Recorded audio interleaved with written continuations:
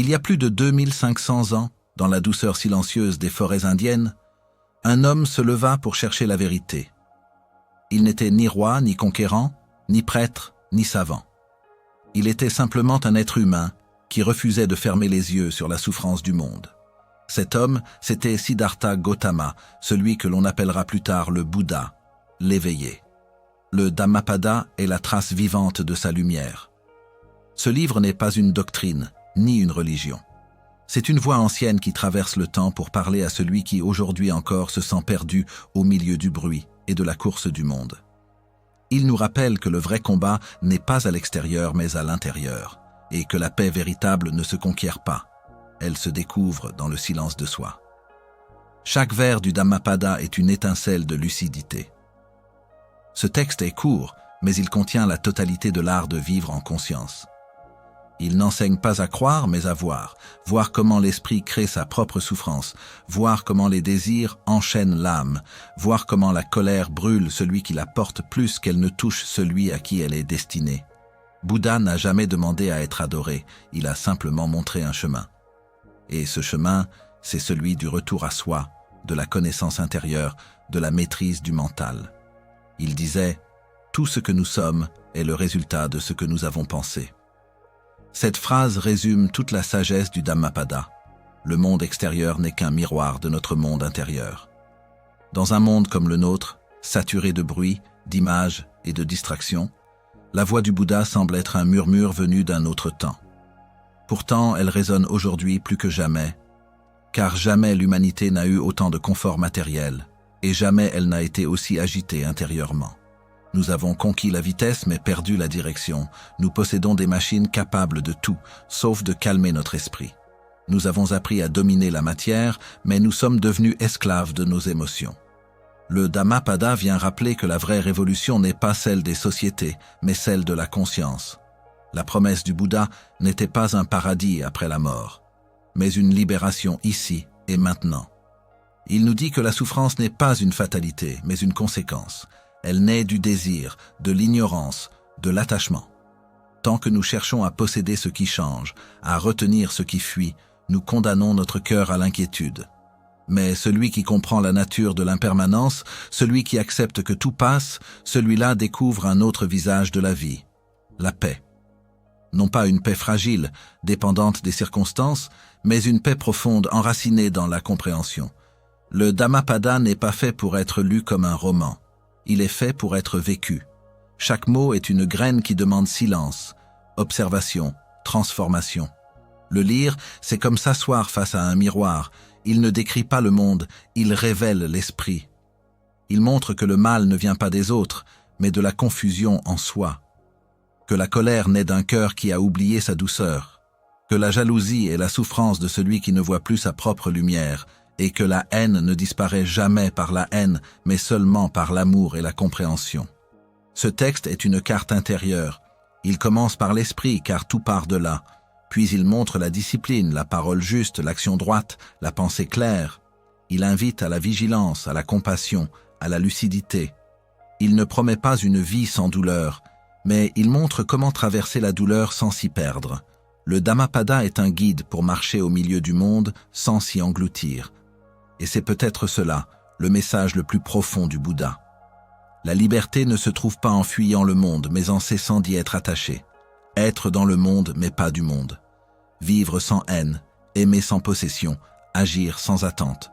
Être pleinement conscient, à chaque souffle, que tout ce que nous cherchons à l'extérieur sommeille déjà en nous. La paix n'est pas une conquête, elle est un retour. Alors que tant d'hommes cherchent le bonheur dans les objets, les relations, les succès, Bouddha nous invite à un retournement radical. Regarde en toi, c'est là que commence la fin de la souffrance. Le Dhammapada, c'est la lampe qu'il a laissée pour nous guider dans ce voyage intérieur. Et si nous écoutons attentivement, derrière chaque vers, une voix douce murmure encore. Celui qui se maîtrise lui-même est plus grand que celui qui conquiert 1000 batailles. Ce livre ne parle pas d'un autre monde, mais d'une autre. Il ne parle pas d'un Dieu lointain, mais de l'esprit humain et de son immense pouvoir. Il ne demande pas la foi, mais la présence. Il ne promet rien, mais il transforme tout. Car comprendre ne suffit pas. Il faut vivre. Et vivre, c'est s'éveiller, ici, maintenant, dans ce souffle, dans ce silence. Le Dhammapada n'est pas un texte ancien, c'est une main tendue vers l'éternité. L'esprit, maître ou esclave. Tout commence dans l'esprit. Ce n'est ni une métaphore ni une idée poétique, c'est la vérité la plus simple et la plus profonde que Bouddha ait révélée. Le Dhammapada s'ouvre sur ces mots. Tout ce que nous sommes est le résultat de ce que nous avons pensé. Cette phrase, d'une clarté tranchante, contient la clé de notre existence entière. Elle affirme que notre bonheur et notre souffrance ne viennent pas des circonstances extérieures, mais de la manière dont notre esprit les perçoit, les juge et y réagit. L'esprit est un outil prodigieux, capable de transformer une prison en temple ou un paradis en enfer. Il est la source de toute lumière et de toute obscurité. Pourtant, la plupart des êtres humains vivent sans le connaître, comme si un roi immense dormait en eux, laissant son royaume livré au chaos. Bouddha nous enseigne que l'esprit est à la fois le sculpteur et la matière. Chaque pensée que nous nourrissons est un coup de ciseau invisible dans la pierre de notre être. Lorsque nous cultivons la peur, la haine, la jalousie, nous creusons en nous des sillons d'obscurité. Lorsque nous cultivons la patience, la clarté, la bienveillance, nous élargissons l'espace intérieur où la lumière peut circuler. Rien n'est figé. L'esprit se façonne par la répétition. Ce que nous pensons souvent, nous le devenons. C'est pourquoi la vigilance est le fondement de toute libération. Si l'on ne connaît pas son propre esprit, on vit comme un aveugle dans sa propre maison, heurtant les murs de ses désirs et trébuchant sur ses illusions. La psychologie bouddhiste ne sépare pas la pensée de la réalité. Elle dit que la pensée est la réalité vécue. Un esprit en colère crée un monde d'ennemis. Un esprit en paix crée un monde accueillant. Rien de ce que nous percevons n'est purement objectif. Nos émotions, nos attentes, nos blessures filtrent le monde comme des vitraux colorés. Nous croyons voir la vérité, mais nous ne voyons que nos reflets. C'est là que naît l'esclavage. Quand nous prenons nos pensées pour des faits, nos jugements pour des vérités, nos peurs pour des réalités. Tant que nous ne maîtrisons pas notre esprit, il nous gouverne. Et l'esprit indiscipliné est un tyran rusé, qui nous pousse à chercher dehors ce qui manque dedans, à fuir la douleur au lieu de la comprendre, à confondre l'agitation avec la vie. Chaque être humain a en lui deux directions possibles, celle du maître et celle de l'esclave. L'esprit esclave réagit à tout, sans choix. Il s'irrite quand quelque chose le contrarie, il désire ce qui brille, il s'attache à ce qui le rassure. Il vit dans la peur de perdre et dans la quête incessante de combler. Il ne connaît pas la paix, car il dépend des mouvements du monde. À l'inverse, l'esprit maître observe avant d'agir. Il comprend que les choses extérieures ne sont que des ombres, et que la seule vraie liberté est intérieure. Cet esprit-là ne fuit pas la souffrance, mais il la contemple jusqu'à en découvrir la cause. Il voit que la douleur n'est pas une punition, mais une invitation à comprendre. Et lorsqu'il voit, il se libère. L'homme moderne croit dominer le monde par la technologie, la science, le progrès matériel. Mais cette domination n'est qu'une illusion si l'esprit qui la dirige reste prisonnier de l'avidité, de la comparaison et de la peur. On peut voler dans le ciel ou parler à travers les continents, mais si l'on ne sait pas gouverner ses pensées, on reste captif de ses propres chaînes invisibles. C'est pourquoi Bouddha ne proposait pas une conquête extérieure, mais une conquête intérieure. Il disait « Mieux vaut se vaincre soi-même que de vaincre 1000 batailles ». Car le plus grand champ de bataille n'est pas dehors, il est dans le cœur. Le Dhammapada enseigne que chaque pensée est une graine, et que chaque graine portera son fruit. Penser avec colère, c'est planter la souffrance. Penser avec compassion, c'est préparer la paix. Rien ne se perd, rien ne s'oublie. Les pensées d'aujourd'hui sont les réalités de demain. C'est ainsi que le karma, souvent mal compris, prend forme. Il n'est pas un châtiment, mais la continuité naturelle de ce que nous cultivons dans l'esprit. Ce que nous semons, nous le récoltons, non par punition divine, mais par simple cohérence intérieure. L'esprit non maîtrisé est comme un singe ivre, sautant de branche en branche, incapable de rester immobile une seconde. Il passe du désir à la peur, de l'espoir à la déception, du plaisir à la douleur. Il crée des histoires sans fin, des scénarios imaginaires, des drames qui n'existent que dans son propre théâtre. Il se compare, se juge, s'inquiète, ressasse. Et pendant ce temps, la vie réelle lui échappe. Combien d'instants avons-nous vraiment vécu en pleine conscience sans que le mental soit ailleurs? Très peu. Nous passons notre existence à anticiper ou à regretter, mais rarement à être. C'est cette absence à soi qui constitue la racine de la souffrance. Bouddha n'a pas cherché à détruire l'esprit, mais à l'éclairer. Il a vu que l'esprit est un outil magnifique quand il est sous contrôle, mais un piège redoutable quand il est livré à lui-même. Le mental est fait pour servir, non pour commander. Lorsqu'il devient maître, il déforme tout. Il fabrique des besoins artificiels, amplifie les peurs, entretient les blessures. Mais lorsque la conscience prend le dessus, tout change. Ce n'est pas le monde qui devient plus calme, c'est nous qui devenons plus clairs, et cette clarté transforme le monde autour de nous. Dans cette voie, la vigilance, Sati en pali, est la clé. Être vigilant, c'est être éveillé à chaque pensée, à chaque émotion, à chaque mouvement intérieur. C'est observer sans juger, comme on regarde une flamme danser dans le vent. Ce n'est pas se forcer à ne plus penser, mais apprendre à ne plus s'identifier à ce qui traverse l'esprit. Quand la colère surgit, on la voit, on la nomme, mais on ne la devient pas. Quand la peur apparaît, on la reconnaît, mais on ne s'y noie pas. Cette distance bienveillante est le début de la maîtrise, car ce que l'on observe consciemment perd son pouvoir de nous dominer. La psychologie moderne redécouvre aujourd'hui ce que Bouddha savait depuis des siècles. La pleine conscience est la porte de la liberté. Ce n'est pas une fuite du monde, mais une présence totale à la vie. Lorsque l'esprit cesse de courir après ce qu'il veut et de fuir ce qu'il craint, il découvre un espace de paix inébranlable. Dans cet espace, le bonheur n'est plus un objectif, mais une conséquence naturelle. La joie ne dépend plus de ce que nous possédons, mais de la qualité de notre regard. Mais atteindre cet état demande discipline et persévérance. L'esprit conditionné ne se transforme pas en un jour. Il faut le rééduquer, le guider doucement, comme on apprivoise un animal sauvage. Il faut l'observer quand il s'égare, le ramener à l'instant présent, encore et encore, avec patience.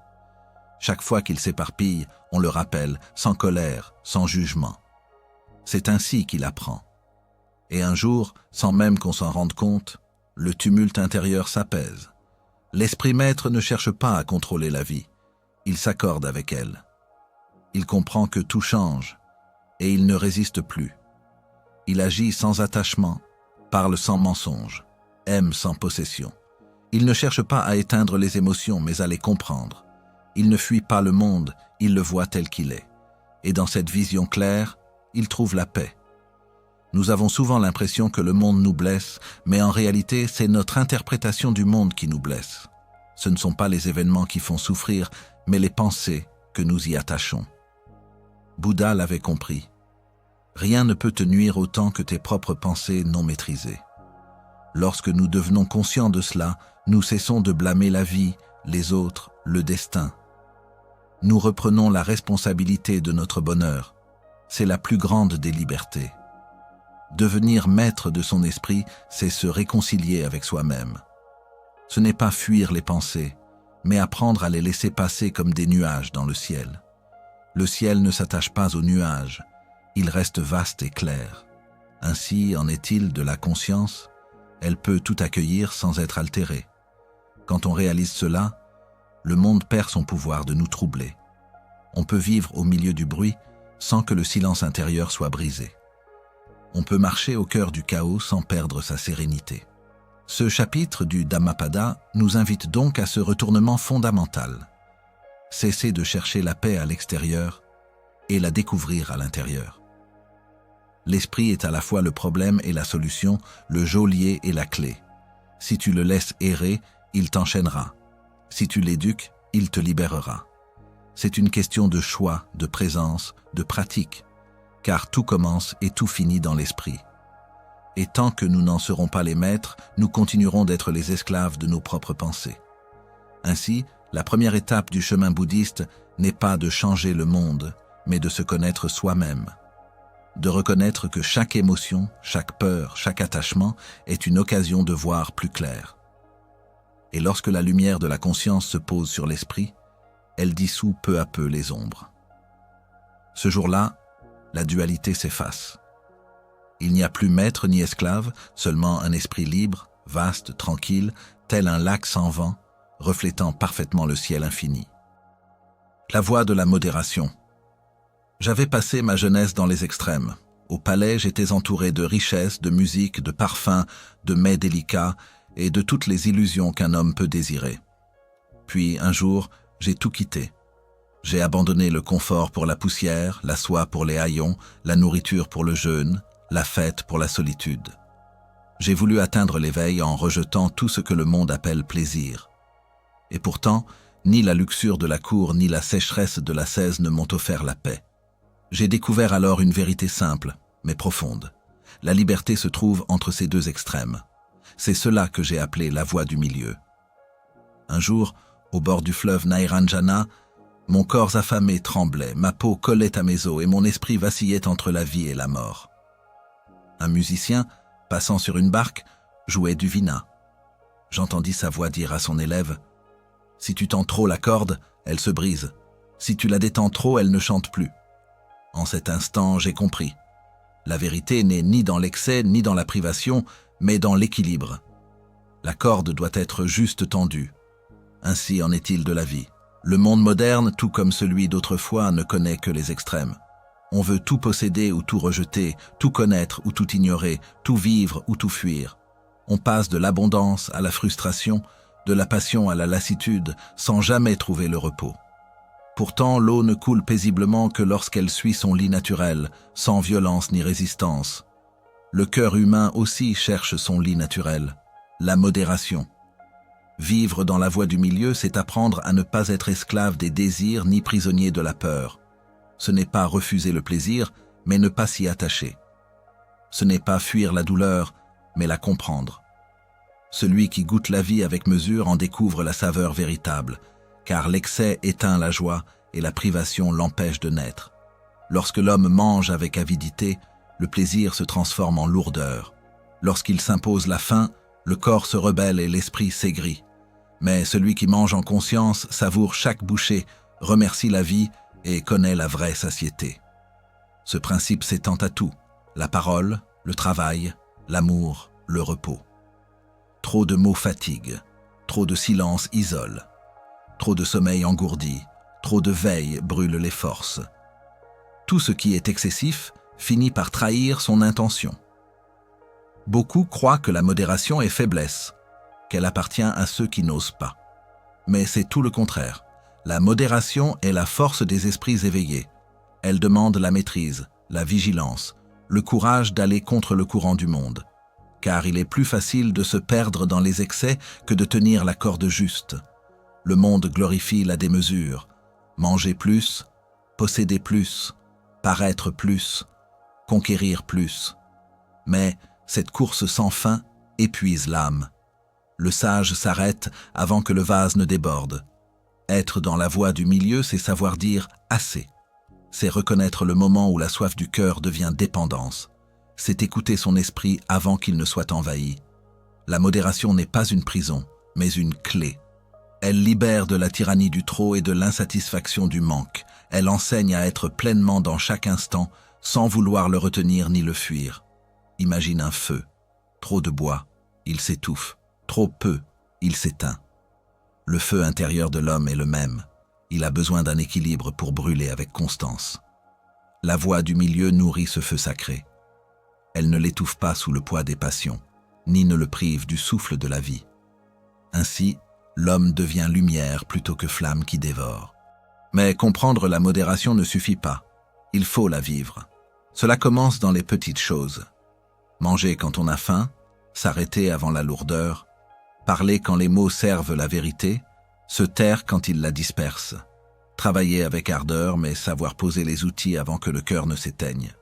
La modération est une discipline quotidienne, un art silencieux. Ceux qui s'y exercent découvrent un secret. La paix n'est pas dans la possession ni dans la privation mais dans la clarté. Lorsqu'on n'est plus ballotté par les extrêmes, le cœur devient un lac tranquille où se reflète le ciel. La voie du milieu ne promet pas l'extase, mais la stabilité. Et dans cette stabilité se trouve une joie subtile, durable, que rien ne peut troubler. Je me souviens d'un homme venu à moi, troublé par ses désirs. Il voulait être pur et s'imposer des souffrances inutiles. Il jeûnait, se privait, se flagellait, croyant ainsi tuer son ego. Mais je lui dis, ce n'est pas en haïssant ton corps que tu atteindras la paix, c'est en le respectant, sans le servir comme un maître ni le mépriser comme un ennemi. Il comprit, et son visage s'éclaira. Le lendemain, il mangea avec gratitude, marcha dans la forêt, respira, et pour la première fois, il sentit la paix dans le silence. La voie du milieu n'est pas un dogme, c'est une expérience. Elle se découvre à travers la lucidité. Il faut observer son esprit, remarquer quand il s'enflamme, quand il s'éteint.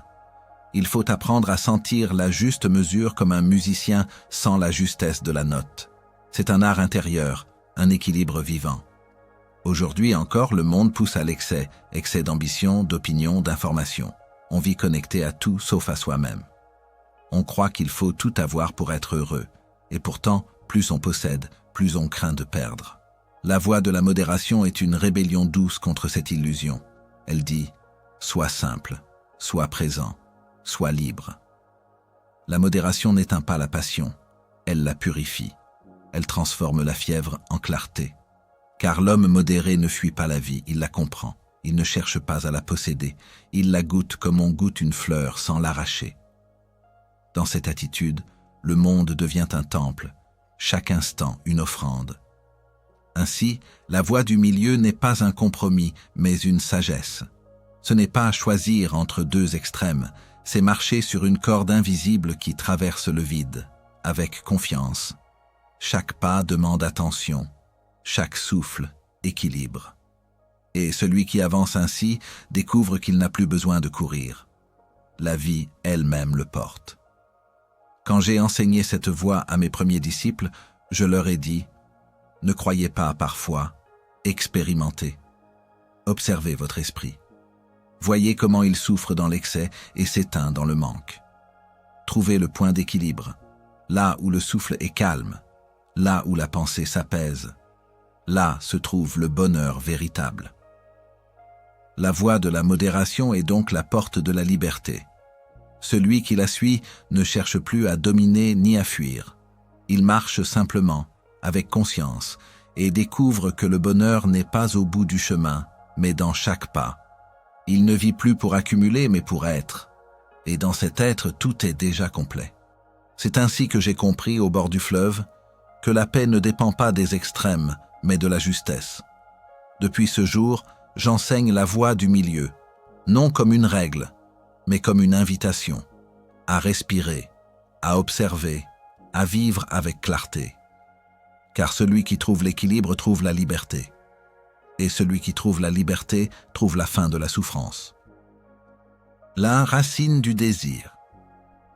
Un jour, alors que je méditais sous l'arbre de la Bodhi, une vision s'éleva dans mon esprit, claire comme l'eau d'une source. Je vis la souffrance humaine s'enraciner dans une même tige, fine mais solide, le désir. Ce n'est pas le monde qui fait souffrir l'homme, ni même les épreuves qu'il traverse, mais la manière dont il s'y attache. Le désir, lorsqu'il s'enflamme sans conscience, devient un feu qui consume tout. Il promet la joie, mais laisse derrière lui les cendres de l'insatisfaction. Tant que ce feu brûle sans mesure, le cœur reste prisonnier. Le désir n'est pas en lui-même un ennemi.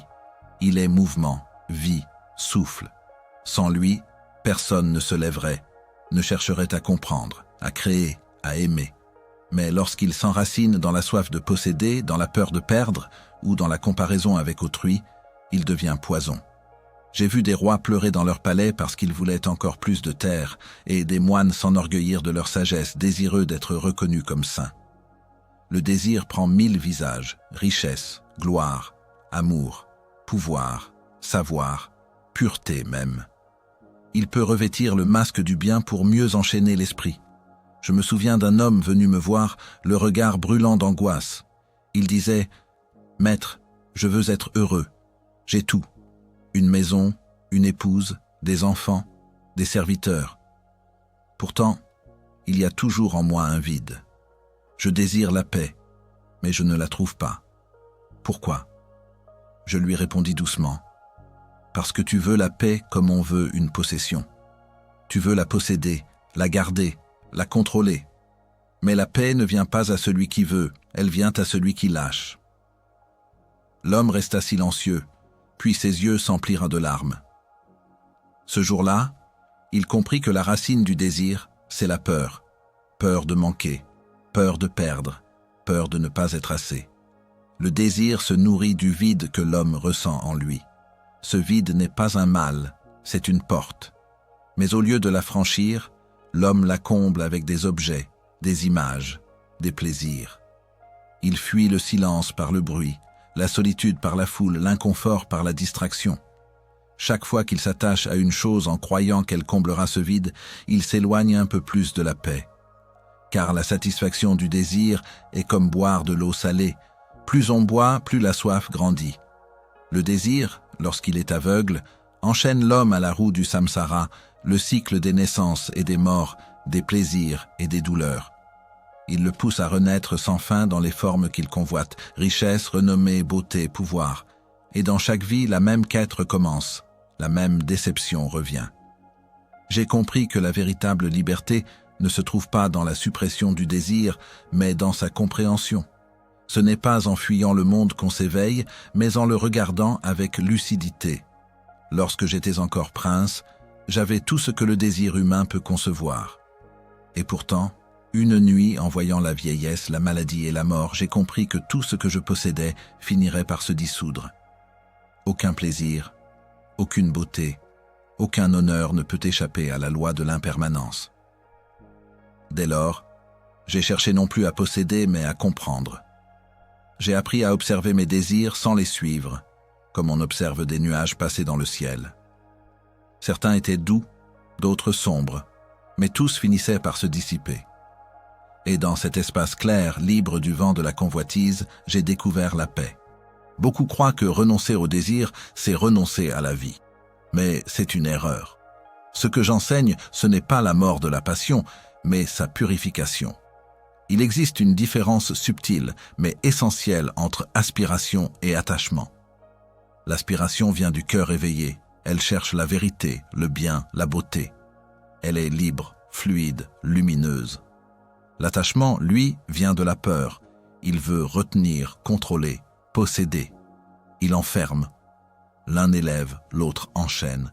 L'un est comme le vent qui pousse le navire, l'autre comme l'encre qui le retient au fond. L'homme aspire naturellement à la joie, à la paix, à l'amour.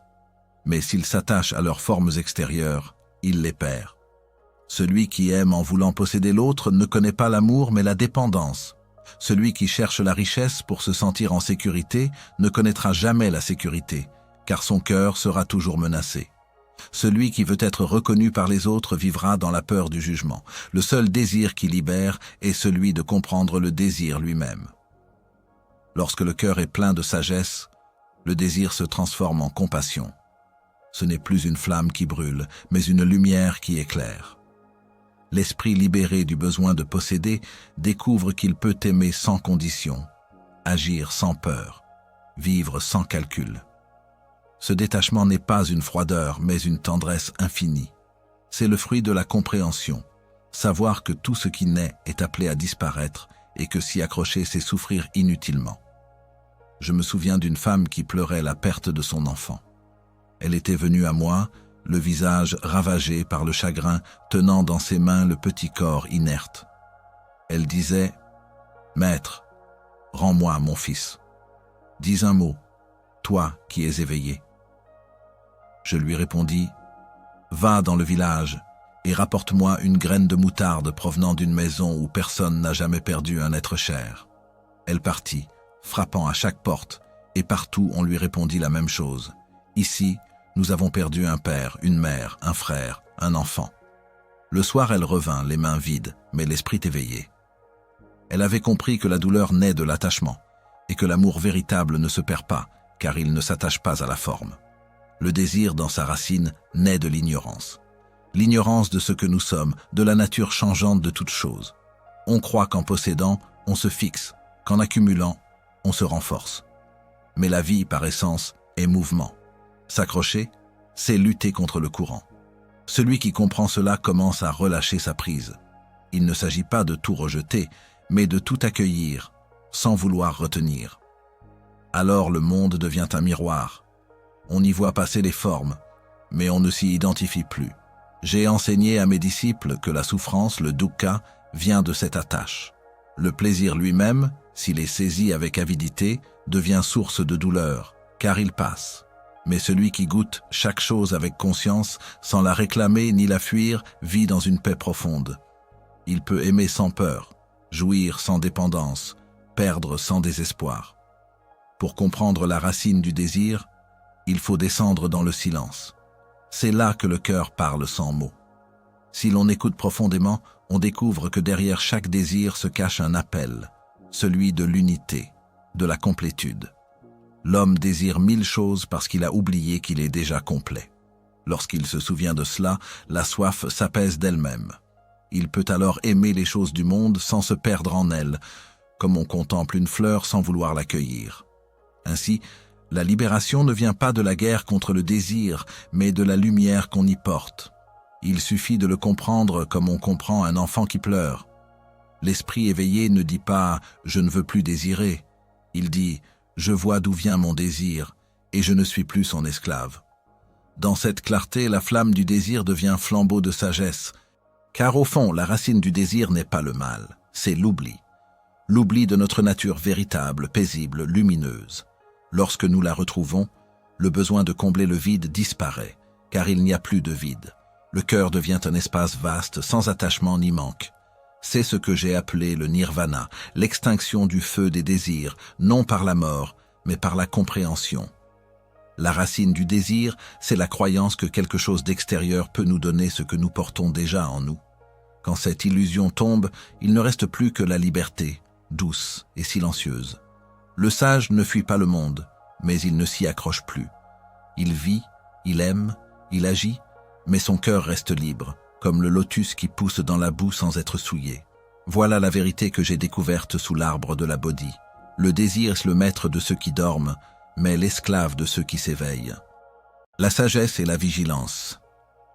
Quand j'ai ouvert les yeux à la lumière de l'éveil, j'ai compris que la plus grande force de l'esprit humain ne réside ni dans la foi aveugle, ni dans la connaissance intellectuelle, mais dans la vigilance. La vigilance est cette flamme intérieure qui éclaire chaque instant, ce regard lucide qui observe sans juger, ce souffle tranquille qui relie le corps, l'esprit et le monde. Sans elle, l'homme dort au milieu de la vie. Il agit, parle, désire, souffre, mais sans savoir pourquoi. Il est comme un marcheur qui avance dans la nuit avec les yeux fermés, trébuchant sur les pierres qu'il ne voit pas. Avec la vigilance, la vie devient un chemin conscient. Sans elle, elle n'est qu'un rêve agité. La vigilance n'est pas la peur ni la tension. Elle n'est pas cette inquiétude de celui qui guette le danger. Elle est une attention calme, ouverte, claire, qui accueille chaque chose telle qu'elle est. Quand elle s'éveille, la confusion se dissipe comme la brume sous le soleil du matin. On commence à voir les causes de la souffrance, non plus comme des ennemis, mais comme des maîtres. Chaque émotion, chaque pensée, chaque événement devient une occasion d'apprentissage. Le monde cesse d'être un lieu de combat et devient un temple où l'on se découvre soi-même. Dans les premiers temps de ma quête, avant que la sagesse ne se lève pleinement en moi, j'observais mes pensées comme un homme regarde des oiseaux s'agiter dans le ciel. Elles volaient dans toutes les directions, peur, désir, colère, attachement, sans repos. Et chaque fois que je tentais de les chasser, elles revenaient plus nombreuses. Alors j'ai compris, on ne combat pas les pensées. On les voit, on les laisse venir et partir, sans s'y attacher, sans les nourrir. La vigilance n'est pas la guerre contre l'esprit, mais sa réconciliation. C'est un regard aimant posé sur ce qui est, même sur le tumulte. Lorsque la vigilance est présente, l'esprit devient semblable à un lac tranquille. Les pensées y apparaissent comme des vagues légères, mais elles ne troublent plus les profondeurs. Cette paix ne vient pas de l'absence de mouvement, mais de la clarté intérieure. Elle permet de voir les choses telles qu'elles sont, non telles qu'on voudrait qu'elles soient. Cette clarté, c'est la sagesse. La sagesse naît de la vigilance, comme la lumière naît de la flamme. Ce n'est pas une accumulation de connaissances, ni une érudition savante. C'est la compréhension vivante des lois de la vie. Elle ne vient pas des livres, mais de l'observation directe de l'expérience.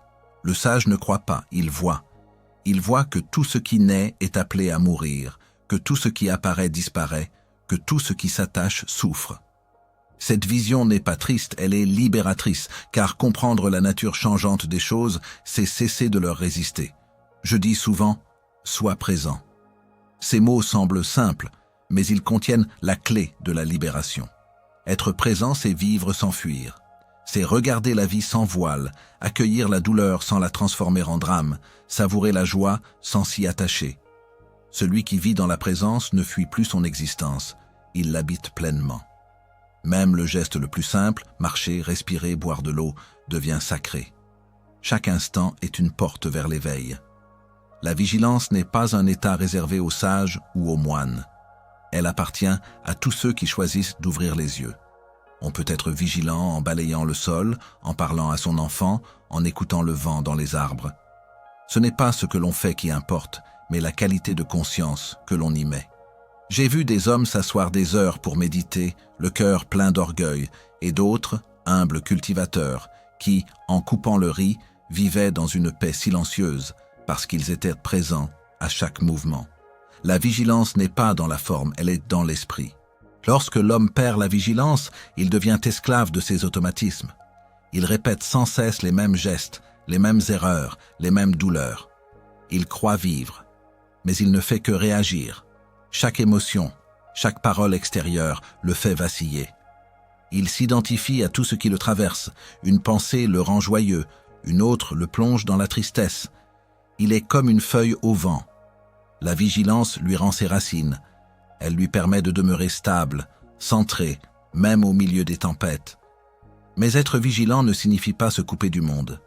Ce n'est pas fuir les émotions ou les désirs, c'est les observer sans s'y perdre. Quand la colère monte, on la voit.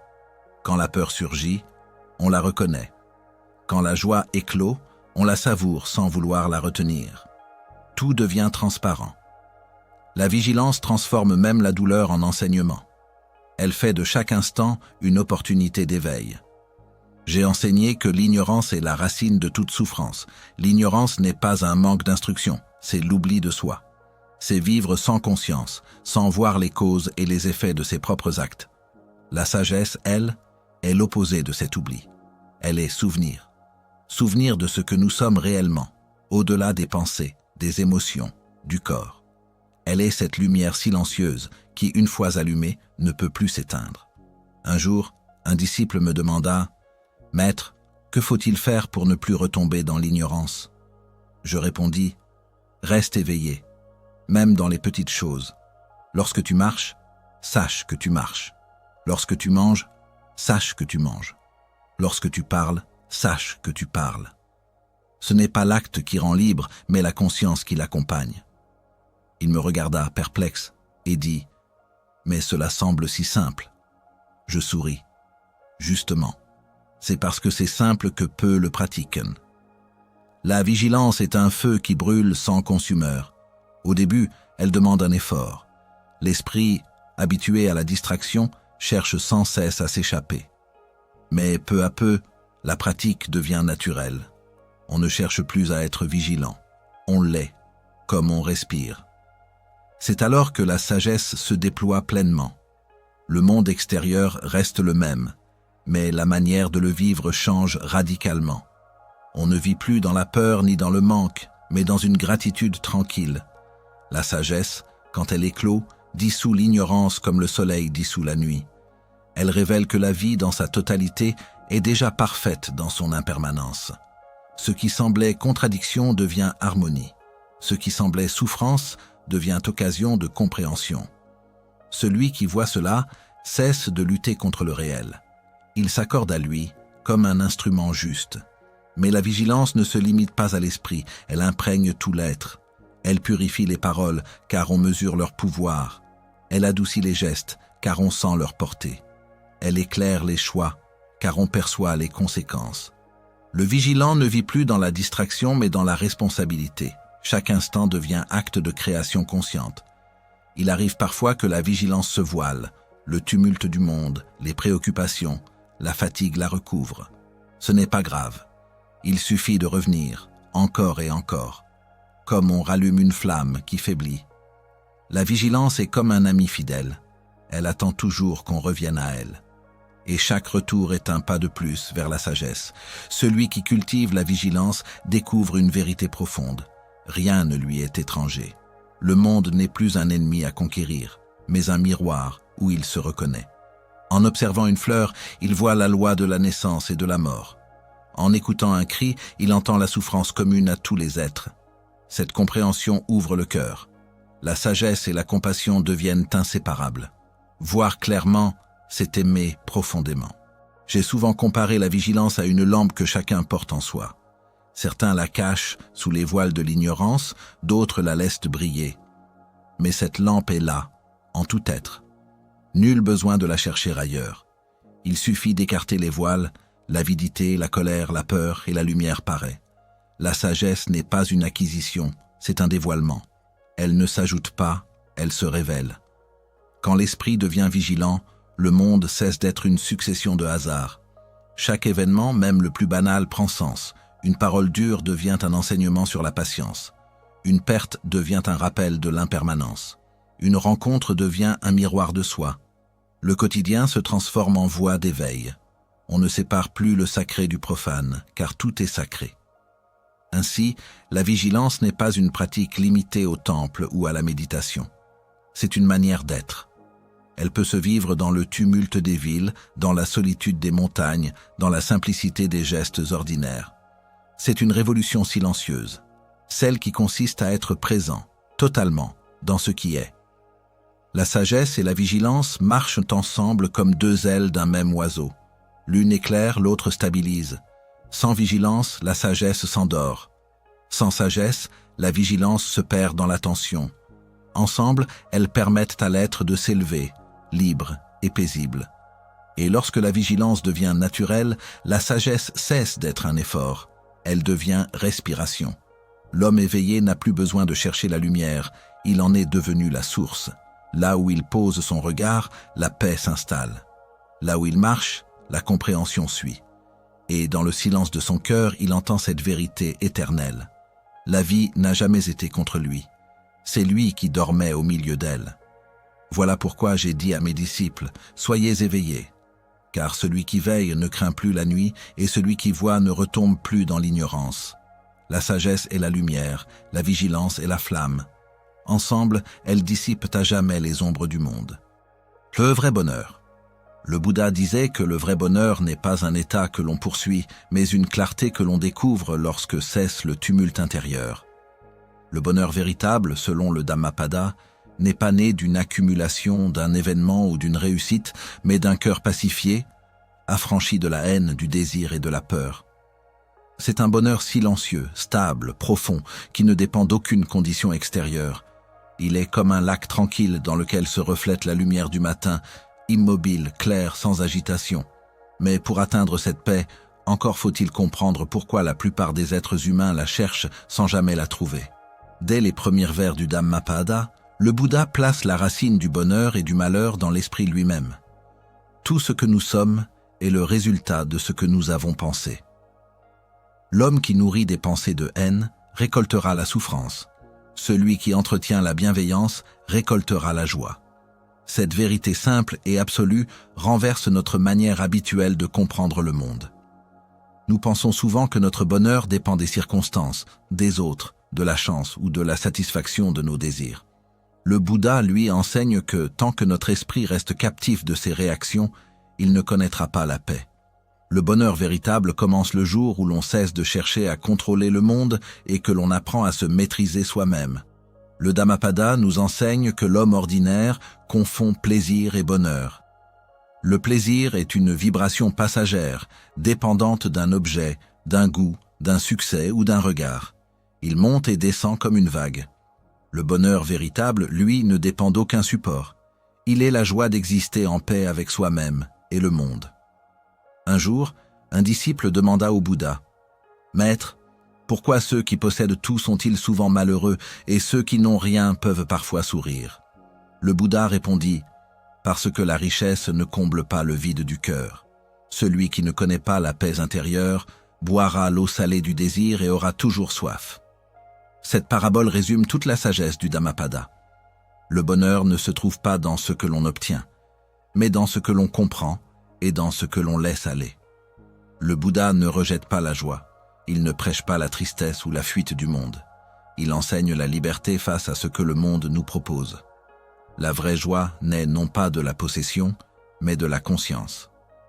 Être capable de savourer la beauté d'un instant, la fraîcheur de l'air, le sourire d'un enfant, le parfum d'une fleur, sans vouloir retenir ou posséder cette sensation, voilà le secret du bonheur. Tant que l'esprit dit « je veux que cela dure », la souffrance entre par la porte du désir. Mais lorsque l'esprit observe sans s'attacher, il goûte à la joie pure de la vie, celle que rien ne peut troubler. Dans une autre parabole, le Bouddha raconta l'histoire d'un roi qui, lassé de sa richesse, alla consulter un sage. « Je possède 1000 palais, 1000 chevaux et 1000 femmes, dit-il, mais mon cœur reste vide. » Le sage lui répondit « Abandonne pour un instant ton trône et marche pieds nus dans ton jardin. Respire profondément, regarde la lumière tomber sur les feuilles. Sens le vent sur ta peau. Tant que tu ne sauras pas apprécier cela, aucun royaume ne te comblera. » Le roi suivit le conseil, et pour la première fois de sa vie, il sentit une paix qu'il n'avait jamais connue. Alors il comprit que le bonheur qu'il cherchait ne résidait pas dans ce qu'il possédait, mais dans la façon dont il vivait chaque instant. Le Dhammapada répète cette vérité sous 1000 formes. La haine ne cesse pas par la haine, mais par l'amour. La souffrance ne cesse pas par la fuite, mais par la compréhension.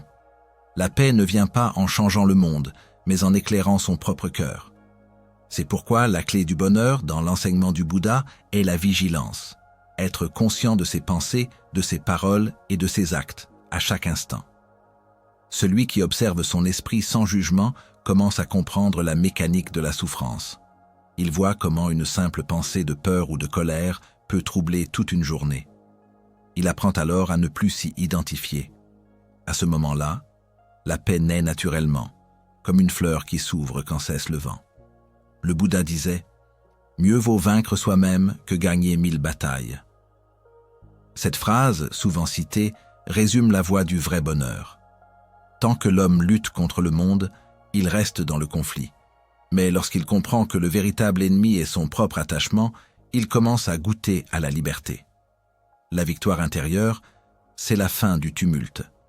C'est le moment où l'on cesse de courir après ce que l'on n'a pas et où l'on commence à remercier pour ce que l'on a. La gratitude, dans cette vision, n'est pas une politesse morale.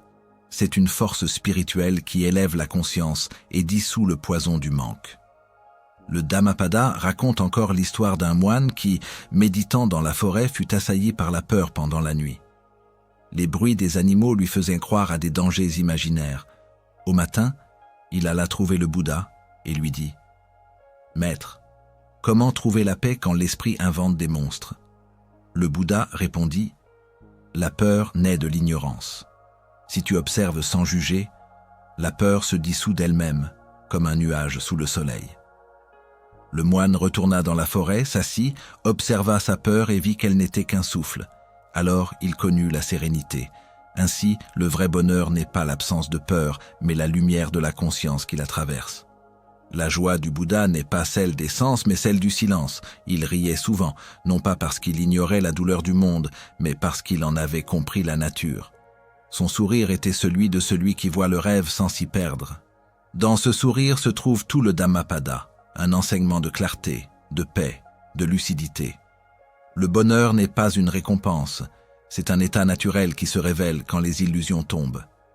C'est la simplicité de celui qui n'a plus besoin de paraître, plus besoin de posséder, plus besoin de prouver. En vérité, la plus grande richesse est intérieure. Un homme peut dormir sur une pierre et goûter la paix s'il n'a plus de haine dans son cœur. Un autre peut reposer dans la soie et se consumer d'inquiétude s'il est esclave de ses désirs. Le Dhammapada nous invite à choisir. Voulons-nous continuer à courir après des mirages ? Ou voulons-nous nous asseoir et goûter la clarté du présent? Le vrai bonheur ne se fabrique pas, il se dévoile comme un ciel que l'on croyait perdu derrière les nuages. Et ce ciel, le Bouddha nous le rappelle à chaque vers, est déjà en nous, attendant que nous ouvrions simplement les yeux. L'éveil. L'éveil. Ce mot semble lointain, presque mystique, comme une montagne enveloppée de brume au loin. Pourtant, pour le Bouddha, il n'est ni réservé à quelques sages retirés du monde, ni à des êtres dotés de dons particuliers. L'éveil est la possibilité la plus intime de tout être humain, la fin de la souffrance et le retour à ce que nous avons toujours été avant la confusion, la clarté pure, la paix intérieure, la liberté totale. Le Dhammapada en fait le sommet du chemin, le fruit d'une compréhension profonde, celle que la souffrance naît de l'ignorance et que la connaissance véritable libère. Être éveillé, ce n'est pas voir quelque chose de nouveau, c'est enfin voir ce qui a toujours été là, sans les filtres du désir, de la peur ou de la haine. Le Bouddha, avant d'atteindre l'éveil, était un homme comme les autres. Il a connu la richesse, le plaisir, la souffrance, la maladie, la peur de la mort. Et c'est précisément cette expérience universelle qui l'a conduit à chercher. Un jour, assis sous l'arbre de la Bodhi, il a vu défiler toutes les illusions de l'esprit, les désirs, les peurs, les images, les souvenirs. Il n'a ni combattu ni suivi aucune d'elles. Il les a vues passer comme des nuages devant le ciel. Et lorsque le dernier nuage s'est dissipé, il n'y avait plus rien à chercher, plus rien à prouver. Il y avait seulement la lumière nue de la conscience. C'est cela l'éveil, la fin du rêve de la séparation, la fin du combat intérieur. Psychologiquement, l'éveil est un basculement de regard. Avant, on croit que le monde extérieur est la cause de nos émotions. Après, on comprend que tout part de notre propre perception. On cesse de voir la réalité à travers le prisme de l'ego, cette voix qui veut sans cesse plus, qui compare, qui juge, qui a peur. L'ego est une illusion d'identité, un mirage mental que nous nourrissons à chaque instant. Le Bouddha n'a pas voulu le détruire par la force, mais le dissoudre par la compréhension. Il a vu que ce « moi » n'est qu'un agrégat de pensées, de souvenirs, d'émotions, un flux en mouvement, jamais fixe, jamais solide. L'éveil consiste à se désidentifier de ce flux et à demeurer dans la conscience pure qui observe tout sans s'y attacher. Dans la vie moderne, cet enseignement semble difficile à appliquer car le monde nous pousse à être tout sauf présent. Les écrans, les obligations, la course au succès saturent notre attention. Pourtant, c'est précisément dans ce tumulte que l'éveil peut commencer. Il ne demande pas de fuir la ville ni de renoncer à tout, mais de cultiver une vigilance nouvelle au cœur même du quotidien. Quand on respire consciemment, quand on écoute sans juger, quand on marche en sachant qu'on marche, on fait un pas vers la clarté. Le Bouddha disait « Le chemin n'est pas dans le ciel, le chemin est dans le cœur ». Cela signifie que chaque instant de notre vie peut devenir un terrain d'éveil, pour peu que nous soyons vraiment là. Le Dhammapada enseigne que l'homme éveillé n'est pas celui qui connaît beaucoup de choses, mais celui qui a cessé de réagir mécaniquement. Il voit le monde sans s'y perdre. Il ne se laisse plus emporter par la colère ou la peur, car il a compris leur nature passagère. Il ne s'identifie plus à la douleur ni au plaisir. Il reste tranquille, comme une flamme à l'abri du vent. Cela ne veut pas dire qu'il est indifférent ou froid. Au contraire, il est profondément compatissant car il comprend la souffrance des autres comme sienne. Son cœur est vaste parce qu'il n'est plus enfermé dans le moi et le mien. Spirituellement, l'éveil est la fin du dualisme. C'est la reconnaissance que le bien et le mal, le beau et le laid, la joie et la peine, sont les deux faces d'une même réalité. L'homme éveillé ne cherche plus à fuir la douleur ni à retenir le plaisir. Il voit les deux comme des mouvements naturels du monde. Sa paix ne dépend donc plus de ce qui arrive. Le Dhammapada dit « Comme un rocher inébranlable, il ne tremble pas sous les vents ». C'est cette stabilité intérieure qui fait de l'éveillé un phare dans la tempête. Il ne fuit pas la vie, il l'embrasse dans sa totalité. Mais comment approcher un tel état dans notre monde d'aujourd'hui? Le Bouddha proposait une voie simple que chacun peut pratiquer. La méditation, la vigilance et la compassion. Méditer, ce n'est pas fuir, c'est regarder profondément. C'est observer sans juger les pensées, les émotions, les sensations, jusqu'à ce que l'on voie leur impermanence. Avec le temps, cette observation calme l'esprit et ouvre le cœur. La vigilance, elle, consiste à être pleinement présent dans chaque geste, chaque parole, chaque choix. C'est une attention aimante au réel. Et la compassion, enfin, est l'expression naturelle d'un esprit clair. Quand on comprend que les autres souffrent des mêmes illusions que nous, on ne peut plus leur vouloir de mal. L'éveil n'est donc pas un point final, mais un processus vivant. Il commence par un éclair de lucidité, une vision fugace que quelque chose en nous est libre, au-delà de toutes nos pensées. Puis, au fil du temps, cette vision devient une expérience stable. Elle transforme la manière dont on voit tout, les échecs, les succès, les relations, la mort elle-même.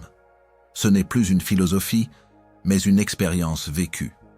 On ne croit plus à la paix, on la devient. Le Bouddha disait « Celui qui s'éveille est comme un homme qui sort d'un rêve.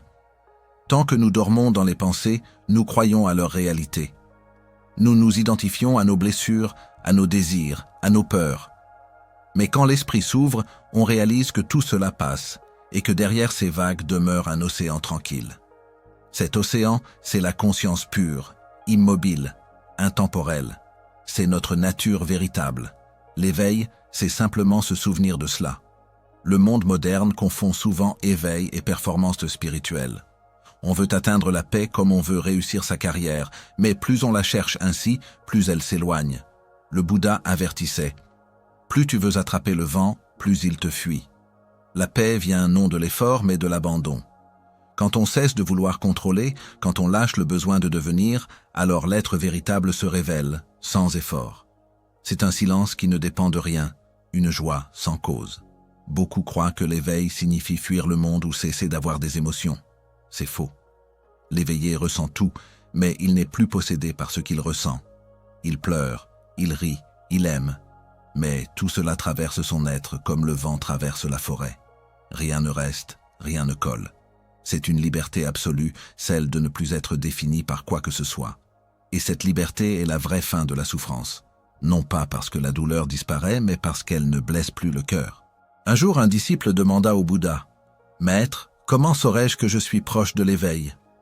Le Bouddha répondit « Quand tu commenceras à voir dans les autres toi-même, et en toi les autres, alors le mur tombera. » Ce mur, c'est la séparation.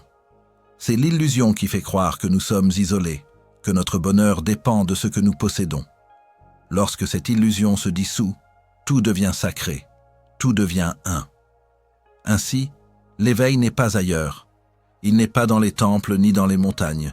Il est dans chaque respiration consciente, dans chaque regard empli de bienveillance, dans chaque instant où l'on choisit la paix plutôt que la réaction. Il n'est pas une promesse lointaine, mais une invitation permanente. Il ne demande qu'un pas, ici et maintenant, se souvenir que la lumière que nous cherchons est déjà en nous. Et peut-être est-ce cela, le dernier enseignement du Dhammapada? Nous n'avons jamais été séparés du ciel que nous cherchons.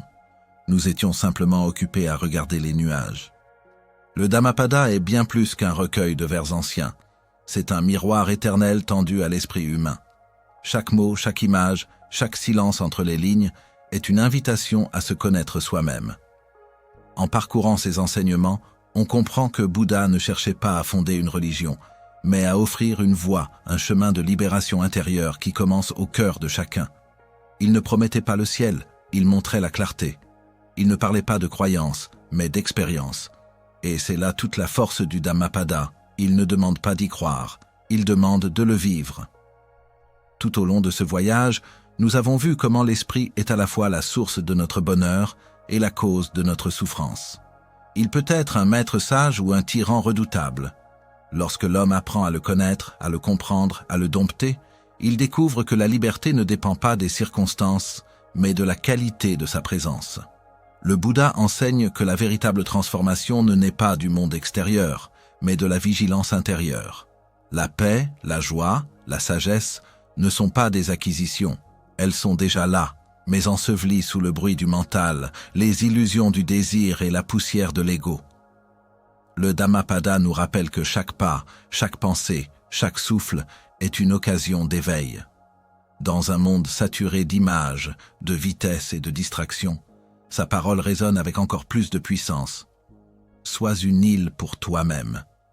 Cela ne signifie pas se couper des autres, mais redevenir souverain de sa propre conscience. L'homme moderne, perdu dans l'agitation et la peur du manque, trouve ici un remède intemporel, se souvenir que la paix ne se trouve pas dans l'accumulation, mais dans la compréhension. Lorsque le cœur se vide de ses chaînes, il devient plein de lumière. Le message du Dhammapada est d'une simplicité désarmante. Tout ce que tu cherches à l'extérieur dort déjà en toi. Le bonheur, la force, la sagesse, la compassion, tout cela n'attend qu'un regard clair, qu'une attention sincère pour s'éveiller. Ce livre nous apprend à transformer la douleur en conscience, la peur en lucidité, la colère en compréhension. Il nous montre que rien n'est perdu tant qu'il y a une étincelle de vigilance en nous. Chaque chute peut devenir une ascension, chaque souffrance un maître silencieux, chaque instant un lieu d'éveil. Ce texte, vieux de plus de 2 millénaires, parle à notre époque avec une fraîcheur presque prophétique. Dans un monde qui confond encore abondance et bonheur, le Dhammapada nous ramène à l'essentiel. La liberté véritable ne vient pas de posséder, mais de ne plus dépendre. L'homme qui se connaît lui-même cesse de courir après des mirages, il marche avec légèreté. Il n'a plus besoin de prouver, de comparer, de dominer. Son royaume n'est pas fait d'or ni de gloire, mais de silence et de clarté. Ainsi, le Dhammapada n'est pas un livre ancien. C'est une carte du cœur humain, une carte vers la liberté intérieure, tracée par celui qui, ayant vu la racine de toute souffrance, a trouvé la voie de la paix. Ces vers sont des lanternes pour celui qui avance dans la nuit. Et quand on les médite avec le cœur, ils deviennent une expérience vivante, une transformation réelle. L'éveil n'est plus une idée lointaine, mais un souffle présent, un état d'être que chacun peut toucher dans le silence de son esprit. Alors, que retenir de ce voyage? Peut-être ceci, que le bonheur véritable n'est pas un sommet à atteindre, mais un retour à soi. Que la vérité ne se trouve pas dans les mots, mais dans l'expérience directe de la vie. Que le Bouddha n'a rien enseigné d'extérieur, il a simplement montré ce que nous avons toujours su, mais oublié. Et qu'au fond de chaque être humain brûle la même flamme tranquille, la même aspiration à la clarté, à la paix, à l'amour. Celui qui se connaît lui-même, disait le Bouddha, a trouvé la plus grande richesse. Cette phrase n'est pas une conclusion, mais un commencement. Car se connaître, c'est s'éveiller à ce que nous avons toujours été, la conscience pure, libre et infinie. C'est là, dans ce silence intérieur, que le Dhammapada prend tout son sens. Non pas comme un livre à lire, mais comme une lumière à vivre.